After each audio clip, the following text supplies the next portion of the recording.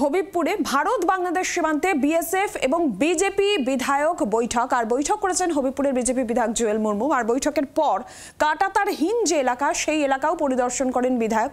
সীমান্তে বিএসএফ জওয়ানদের সঙ্গে কথাও বলেন জুয়েল মুর্মু। মালদা হবিবপুরে সেখানে ভারত বাংলাদেশ সীমান্তে বিএসএফ এবং বিজেপি বিধায়কের বৈঠক হয়। হবিবপুরের বিজেপি বিধায়ক জুয়েল মুর্মু তিনি বৈঠক করেন। বৈঠকের পর কাঁটাতারহীন যে এলাকা সেই এলাকা পরিদর্শন করেন এবং বিএসএফ জওয়ানদের সঙ্গে কথাও বলেন জুয়েল মুর্মু। আমরা এই বিষয়ে আরো বিস্তারিতভাবে জানবো। মৌমিতা চক্রবর্তী রয়েছেন টেলিফোন লাইনে প্রতিনিধি। মৌমিতা, কি জানা যাচ্ছে? জুয়েল মুর্মু আজকে বিএসএফ জওয়ানদের সঙ্গে তিনি বৈঠক করেছেন, তিনি কাঁটাতারহীন এলাকা পরিদর্শনও করেছেন, কি জানা যাচ্ছে আর এই বিষয়ে?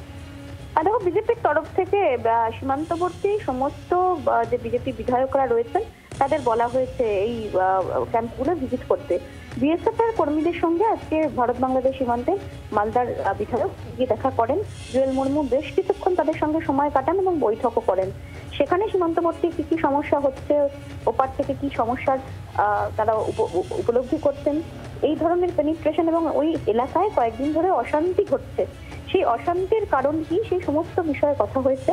পাশাপাশি বিএসএফ এর কর্মীরা তারা যখন ট্রেনিং দিচ্ছিলেন সেই সময়ের ছবিও তিনি মুহূর্তবন্দী করেছেন এবং যাবতীয় রিপোর্ট সেই রিপোর্ট তিনি বিজেপি দপ্তরে পাঠাবেন। বাংলার আওয়াজ, বাঙালির আবেগ, জি 24 ঘন্টা।